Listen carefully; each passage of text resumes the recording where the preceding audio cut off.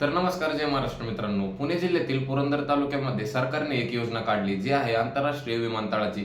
पण आता जर तेथे आंतरराष्ट्रीय विमानतळ बांधायचे असले तर तेथील शेतकऱ्यांची जमीन ही सरकारच्या ताब्यात घ्यावी लागते.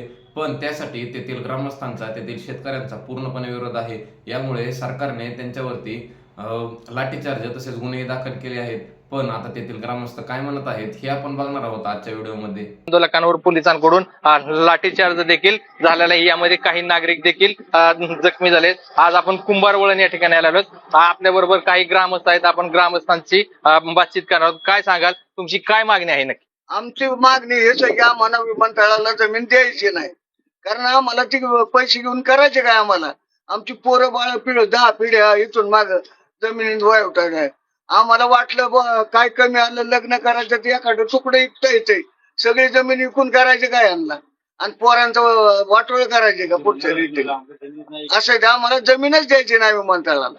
हे 100% आमच्याकडे आम्हाला मारा आणि मग आमच्या ह्याच्या विमानतळ करा असं आम्ही 2 दिवस झालं म्हणतोय. ठासून शासनाला सांगतोय. पण ते त्यांना काय ते म्हणतात आम्ही ह्याचं मालक आहे.